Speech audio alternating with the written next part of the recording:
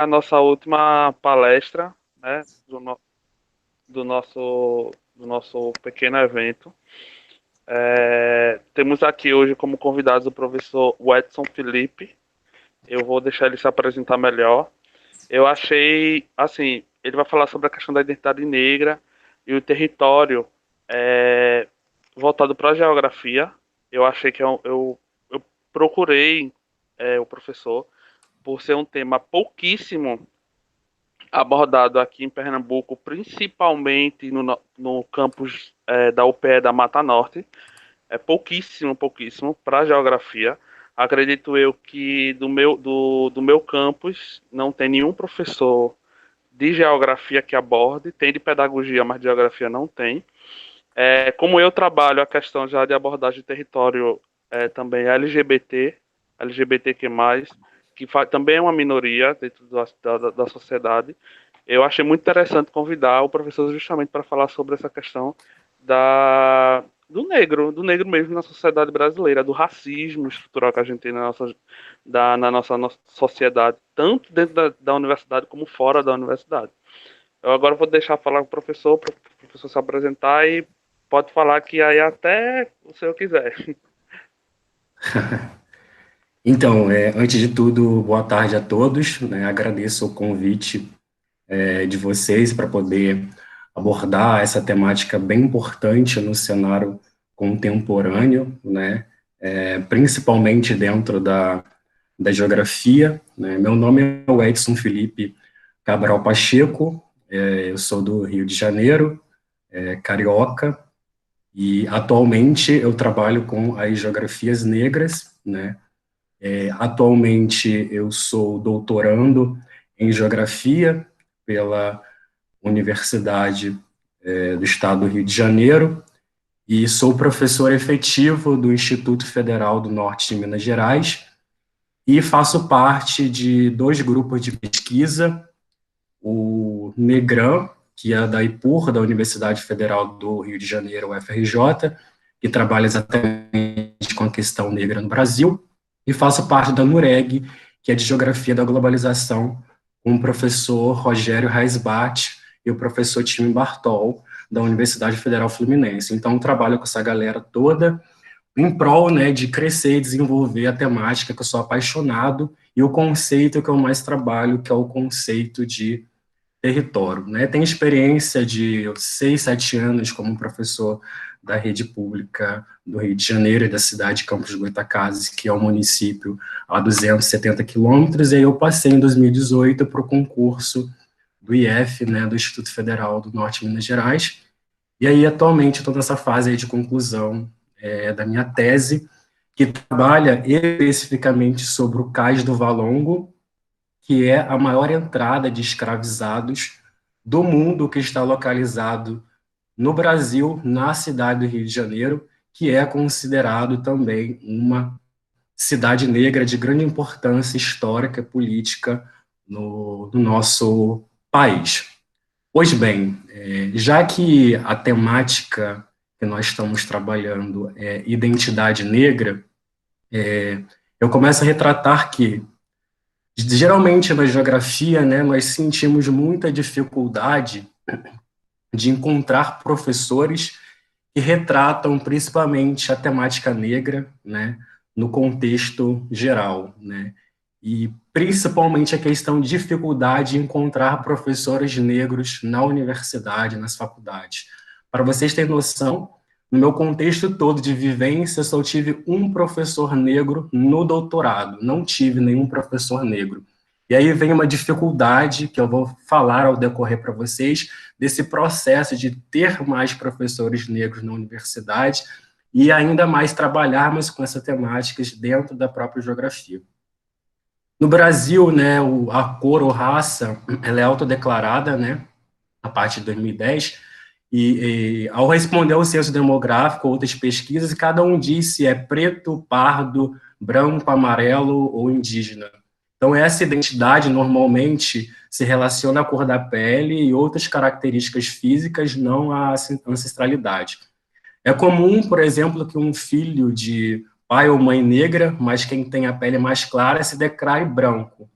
Em outros contextos, quem não da pesquisa assumir a negritude é um ato político. Tratar-se de tomar para si a história, a cultura de um grupo, suas raízes, suas lutas, é também considerado um processo, né? Então, o primeiro passo é valorizar os agentes de todas as etnias, apresentando bons modelos de representações afirmativas para declarar exatamente o assunto. Então, já que o assunto é o racismo em discussão, durante o século XX, a ideia de que o Brasil era uma nação miscigenada e de que não existia racismo foi amplamente divulgada através da democracia racial, né?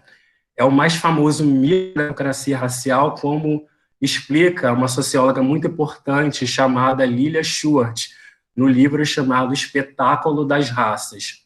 Ainda que muito presente na sociedade, diversas pesquisas e estatísticas já comprovaram as diferenças sociais profundas entre negros e brancos no país.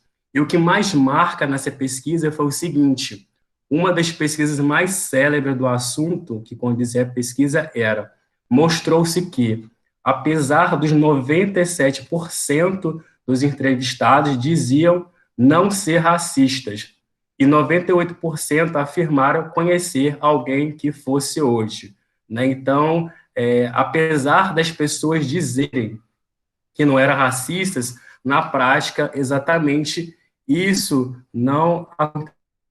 E aí eu quero compartilhar aqui com vocês, deixa eu ver aqui, apresentar agora, ela inteira, só um minuto. Como compartilha aqui?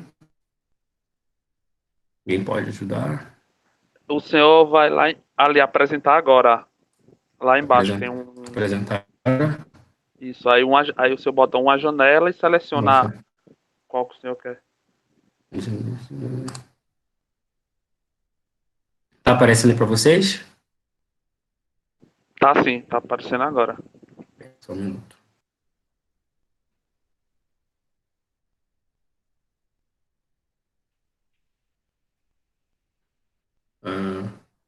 Para mim não está aparecendo. Calma aí. Apareceu e para vocês? Sim, pra gente tá aparecendo.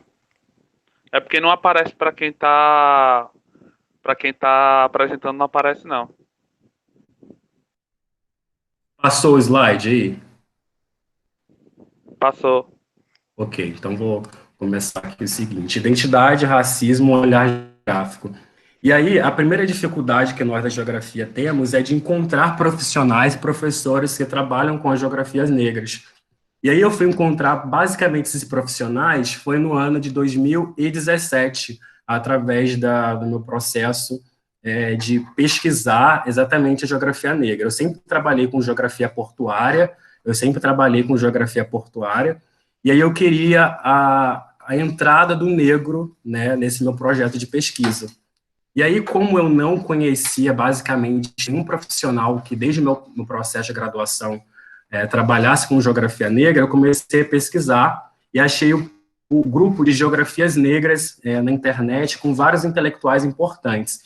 E os que se destacam hoje é o professor Renato Emerson, né, a professora Geni Guimarães e o professor Alex Hatz, da Universidade Federal de Goiás, né, que trabalha exatamente com as geografias negras, que são a espacialidade das relações étnico-raciais, né.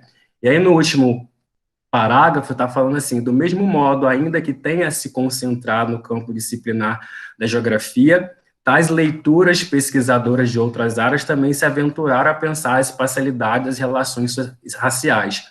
Isso, de alguma maneira, demonstra como o espaço é uma instância importante para a compreensão do social no contexto brasileiro, diaspórico e africano. E aí vem a seguinte pergunta: será que a universidade está imune às discriminações sociais? E aí vem aquele contexto, né, da questão da democracia racial, que isso vai além e também atinge a própria universidade, que aí fala: apesar dos avanços, a ciência continua sendo produzida sob um ponto de vista de um sujeito universal, né, homem, masculino, branco, heterossexual, de classe média alta, inserido em sociedades capitalistas avançadas. Então, a predominância desse professorado são de homens brancos, heterossexuais, classe social médio-alta, e isso acaba de encontro a que as temáticas dos seus alunos vai de encontro às suas ideias e ideologias, né? Então, essa perspectiva produz um tipo de pensamento intolerante, com as diferenças que acabam sendo convertidas em desigualdades, que, no caso das mulheres, é marcada pela ausência de autonomia, de racionalidade, isso quando se trata do feminismo. E acaba que a universidade como um todo, né, mesmo denunciando o seu caráter sexista, classista e colonial, ela precisa ser decolonizada, porque a universidade ainda continua sendo uma perspectiva totalmente colonial. E aí vem a seguinte exclamação: decolonizar é preciso, né? Aí fala, a colonialidade do ser afirma a superioridade da identidade masculina, heterossexual e branca, e, por outro lado, a inferioridade da identidade indígena, negra, feminina, homossexual ou qualquer identidade transgressora do padrão estabelecido. Então, dentro da própria geografia, é preciso trabalhar com a geografia da decolonização. E aí vem a pergunta: descolonizar ou decolonizar? Que nós vimos muito desses aspectos, principalmente na própria internet, né? E aí, eu, como no processo de doutorado estudando bastante, eu prefiro utilizar o termo decolonial do que descolonizar, né? Descolonizar. Prefiro utilizar o termo decolonial, suprimo S, para marcar uma distinção com o significado de descolonizar em seu sentido clássico. Deste modo, quer salientar que a intenção não é desfazer o colonial, revertê-lo, ou seja, superar o momento colonial pelo momento pós-colonial. A intenção é provocar um posicionamento contínuo de transgredir ou insurgir. O decolonial implica, portanto, uma luta contínua dentro da sociedade que nós estamos vivendo. E aí, dentro do contexto contemporâneo que nós vivemos, acabamos ouvindo certas palavras, certas frases que surgem como um certo preconceito, né? Como está escrito aí, colocar apelido nas pessoas negras como Pelé, né, que sofreu inúmero preconceito ao decorrer da história, né, Mussum, Tição, Café, Chocolate, Buiú, Branca de Neve, foram apelidos pejorativos que essas pessoas acabam sofrendo exatamente por conta da sua cor de pele.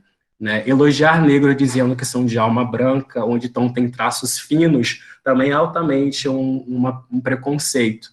Fazer piada de mau gosto usando o termo coisa de preto, como foi utilizado pelo William Vac, exatamente no jornal da Globo, que foi demitido, o serviço de preto, também é algo completamente pejorativo, né, ao decorrer do processo, e que as pessoas depois foram entendendo, né, através de estudiosos, foram entendendo esse processo também para poder melhorar essa situação que já estava impregnada no contexto brasileiro, né?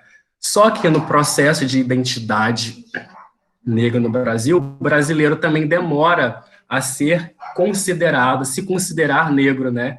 Então, se você for pegar contextos e relatos do censo, você pega que as pessoas, se for perguntar para ela o que elas se consideram, muitos não se consideram negros. Aí pergunta, o que você se considera?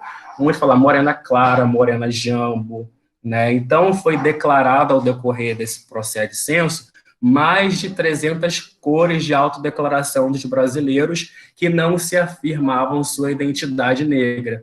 E, no caso, isso está sendo trabalhado cada vez mais agora. Então, existe, na verdade, ainda na atualidade, impregnada por conta dessa democracia racial, que é um mito de verdade, uma visão de mundo que considera o grupo que o indivíduo pertence a um centro de tudo, que é o etnocentrismo, elegendo como mais correto o padrão cultural a ser seguido por todos, considerados outros, que no caso aí é o padrão considerado branco.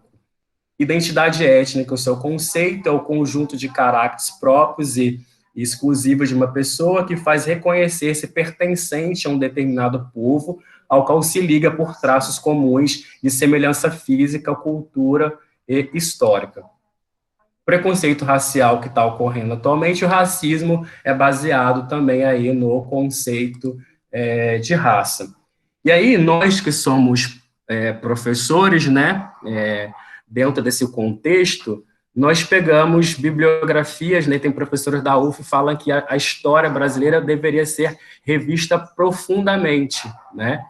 E aí a Lei 10.639, a Lei 10.639 de 2003, que estabelece a obrigatoriedade do ensino de história e cultura afro-brasileira e africana na educação básica, traz esse resgate de poder trabalhar a história da cultura brasileira fortemente e também ser revista em alguns pontos. Até mesmo se eu for pegar a minha quinta série, quarta série, na antiga quarta série, eu vou pegar livros que afirmava que Princesa Isabel assinou a Lei Áurea e os escravos foram libertos de felizes para sempre, mas não foi isso que aconteceu de fato.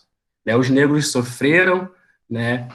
Não tinham para onde ir, né? E aí precisa, ao decorrer nesse contexto histórico, um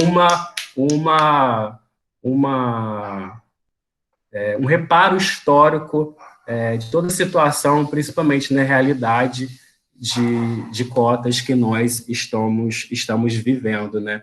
O incremento do negro ainda mais inserido, ocupando seu lugar de direito dentro da própria universidade. E aí um conceito primordial que é importante ser falado, negro ou preto, né? Não tem movimento de pretitude, de negritude, né? Mas o movimento negro brasileiro, ele utiliza a palavra negro, mas por qual motivo?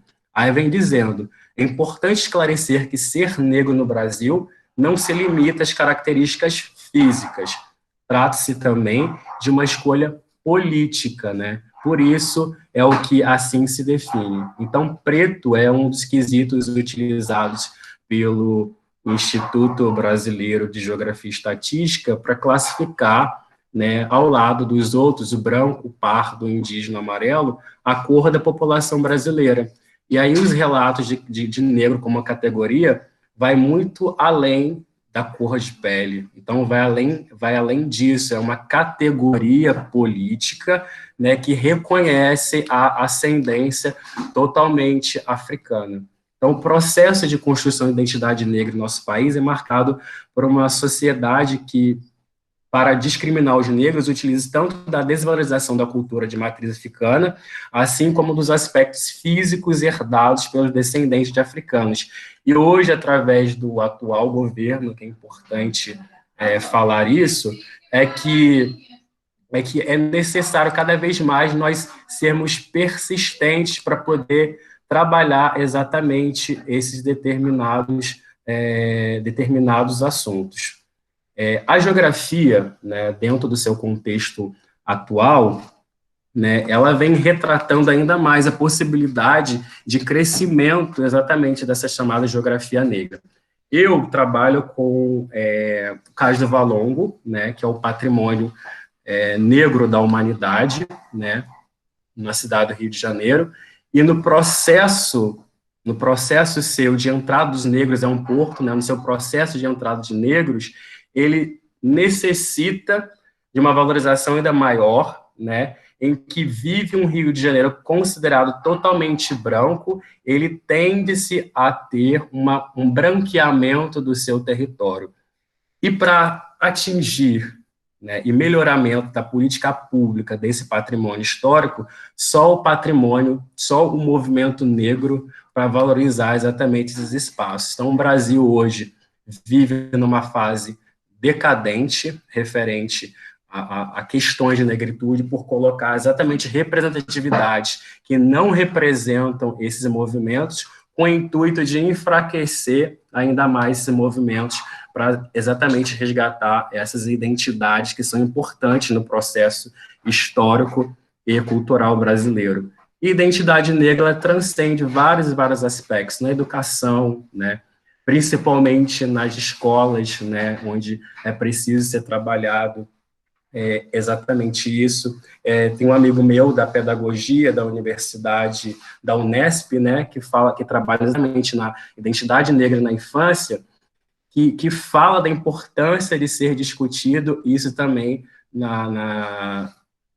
com as crianças, né? Porque, de fato, existe uma dificuldade, muitos de nós, acima de 25 anos, não tivemos contato com bonecas, e as meninas contato com bonecas negras, né? E hoje também você vendo heróis, né? Heróis negros, é uma forte importância de representatividade no contexto cultural brasileiro, que é necessário resgatar exatamente essas questões.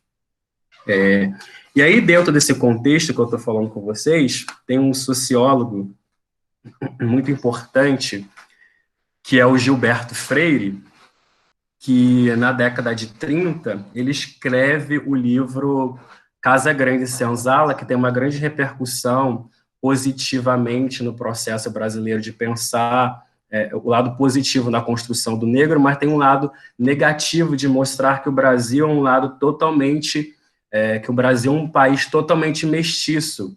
E ainda mais, nós crescemos cada vez a nossa população de negros. E aí tem um grande intelectual africano, que é o professor da USP, chamado Kabengele Munanga, que fala que a democracia racial não passa de um mito, né? Um mito que no processo histórico geográfico brasileiro houve a tentativa de ainda mais branquear cada vez mais a população, trazendo europeus para o nosso território, com o objetivo de branquear. Mas, ao mesmo tempo, houve ainda mais o crescimento da população negra no nosso território. Alguns intelectuais entre a década de 20 e 1930, com suas teorias racistas, aplicavam que, até os anos 2000, não existiria traços negroides no contexto brasileiro. E isso não foi aplicado no contexto, isso já mostra no contexto atual que isso não foi se aplicado e cada vez mais aumentou-se esse contexto. Então, a identidade negra é algo que precisa ser trabalhado, né, com jovens, adolescentes, e esse contexto precisa ser trabalhado especificamente com crianças e principalmente dentro da universidade. Bem, pessoal, a temática é gigante, né, gigante, mas eu vou encerrar minha fala aqui, e aí eu vou conversando com vocês ao decorrer das perguntas que vocês têm para fazer para mim, tá bom? Obrigado. Obrigado, professor. Foi realmente...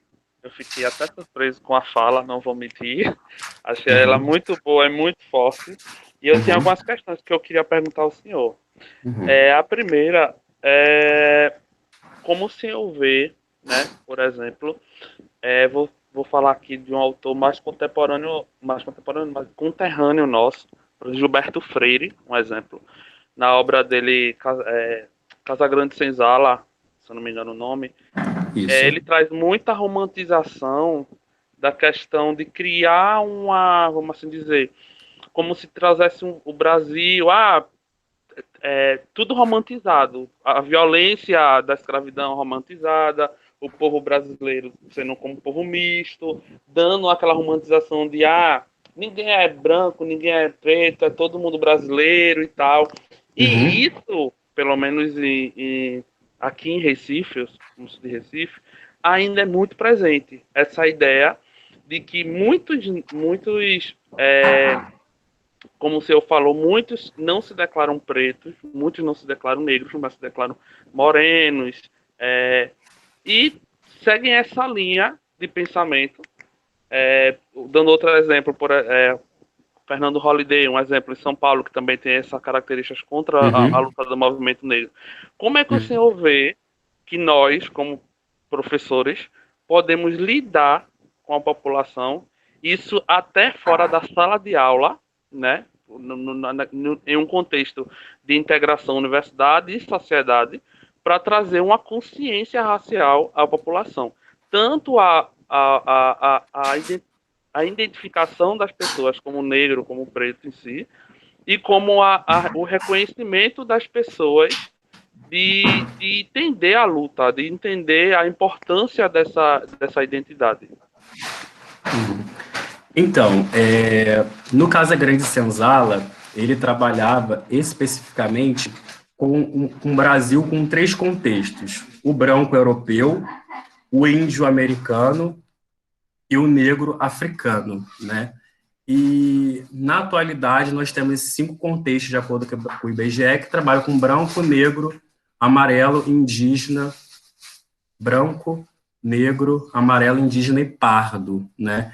E, como eu te disse, no processo de democracia racial, isso se transfere para a universidade, principalmente com um professorado que trabalha com uma geografia considerada colonial, não só geografia, mas N áreas consideradas colonial.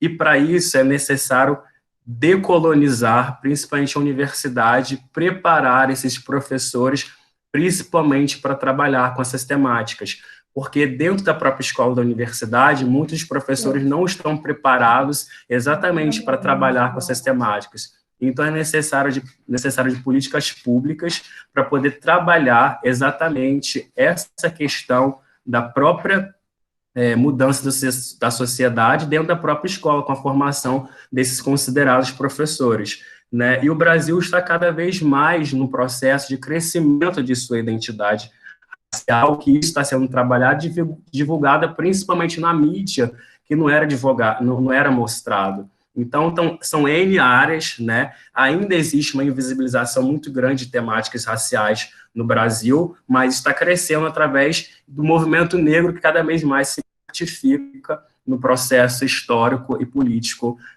brasileiro. Apesar que, mesmo nós sendo do movimento negro, ainda enfrentamos a resistência de pessoas que são completamente discordantes das próprias ideias, né? Mas isso é uma questão política que precisa ser resistente para poder enfrentar esse sistema e combate antirracista. Então, nós precisamos de uma educação antirracista, exatamente enfrentar exatamente essas ideologias de uma democracia racial, de mestiçagem que não existe. Eu tenho outra pergunta aqui também. Dentro da universidade já teve algumas discussões sobre a ideia do negro e a ideia do pardo. Uhum. Muita discussão diz que o pardo, na verdade, é uma caracterização, uma classificação classista dos brancos para segregar o movimento negro, para dividir o movimento negro e colocar o pardo em outra classificação. E outros dizem que não, que o pardo é uma mistura, né, do branco e do preto, mas que se identifica mais com a característica negra.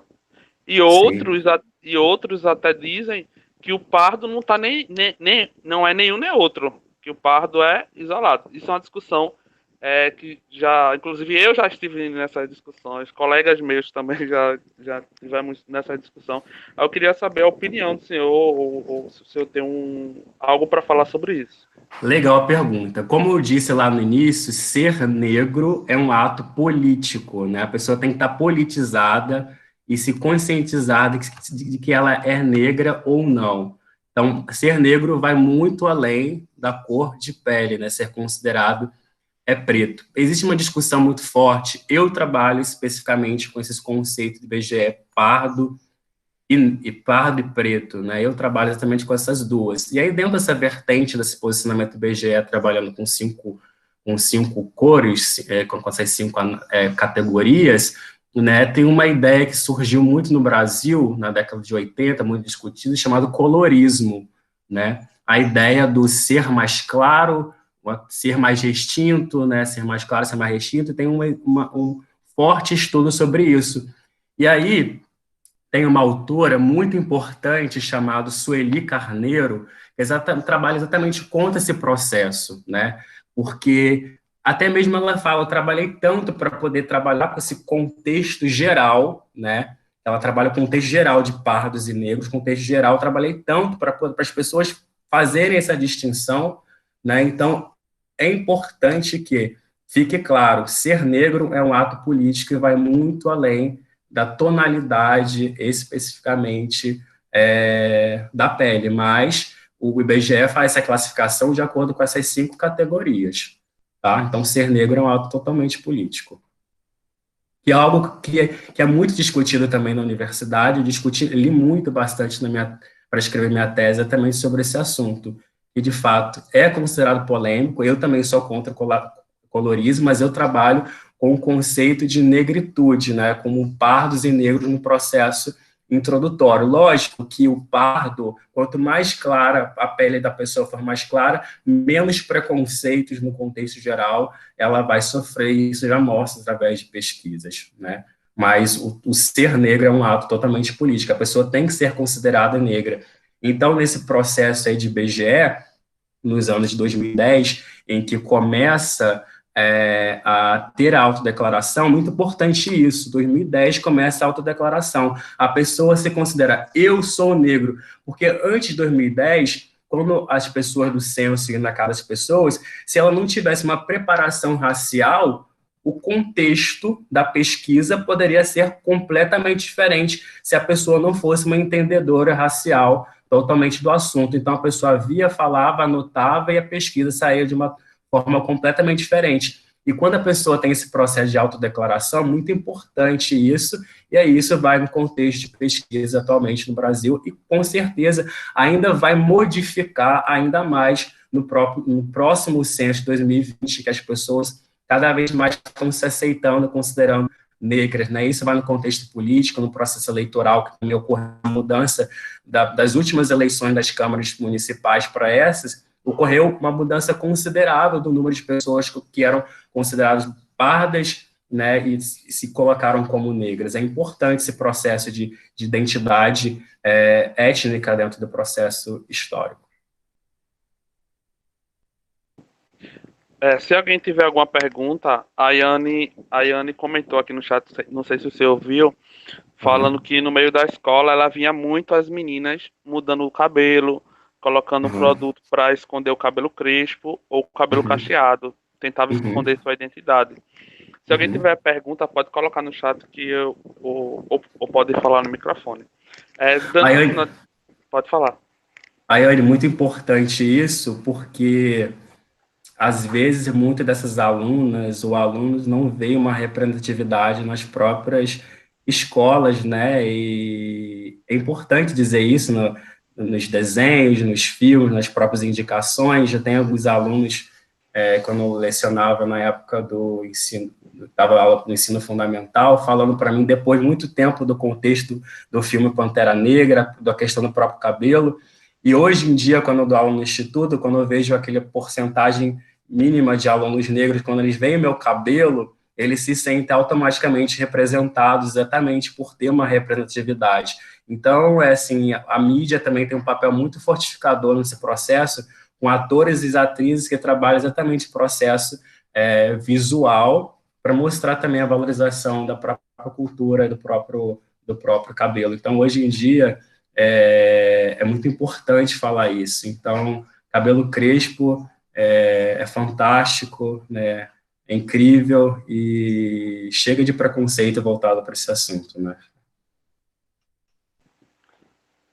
Professor, essa semana eu vi uma postagem no Instagram, eu acho que era da página Geopolítica, eu não me lembro exatamente qual foi, sobre uma divisão racial, né, na zona sul do Rio de Janeiro, entre brancos e negros, onde ficaria, né? Eu não conheço o Rio de Janeiro, eu nunca fui para o Rio de Janeiro, eu já fui para São Paulo, mas no Rio eu ainda não fui. Mas pelo mapa, pela mapa que foi mostrado, ele tem uma configuração que lembra um pouco a configuração de Recife também, né? Que é a população branca ao litoral, na área litorânea, e a população negra e parda mais indo para os morros, né? Indo para os nossos morros, ou indo para áreas mais distantes, vamos assim dizer, da orla.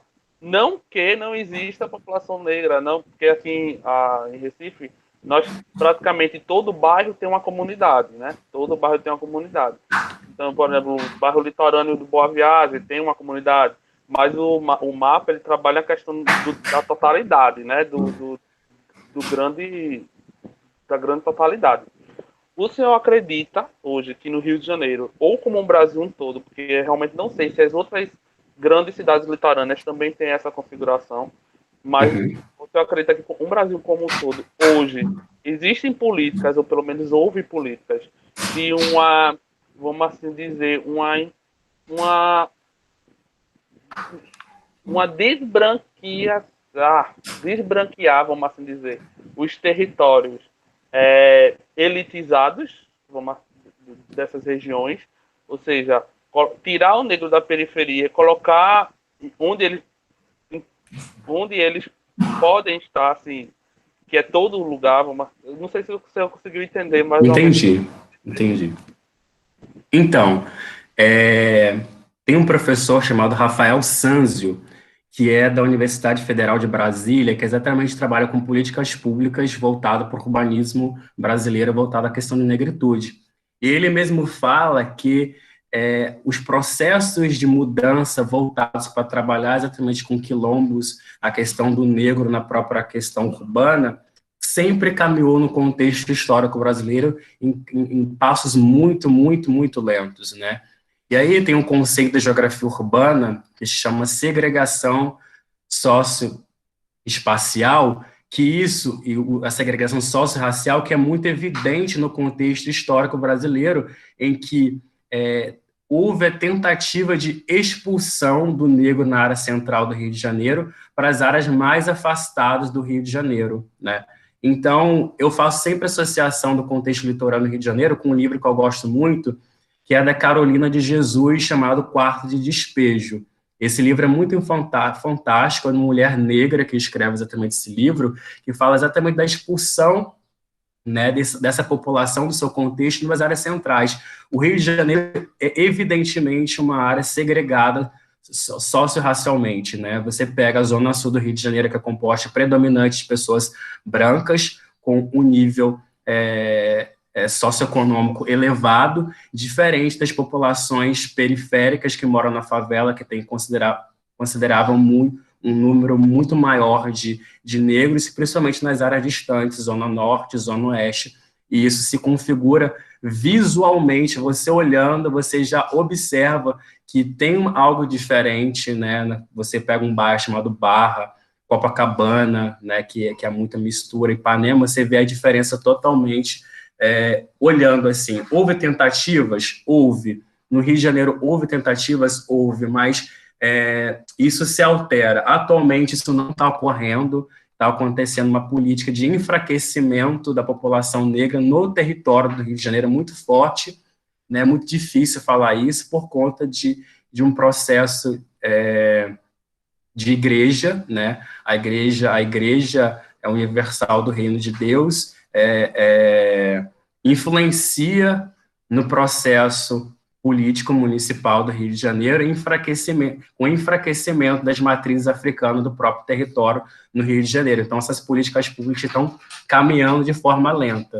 E aí nós estamos pensando aqui atualmente no Rio como serão as próximas eleições e o movimento negro está se articulando exatamente para pensar exatamente isso. Até mesmo o próprio Carnaval do Rio de Janeiro, com uma política pública que volta relacionado ao turismo do próprio Rio de Janeiro, houve a tentativa de diminuição e enfraquecimento do próprio Carnaval da Sapucaí no Rio de Janeiro, exatamente por conta dessa discussão igreja, Estado e território na cidade do Rio de Janeiro. Mas no contexto geral, né, sempre caminharam de formas lentas essas questões, né?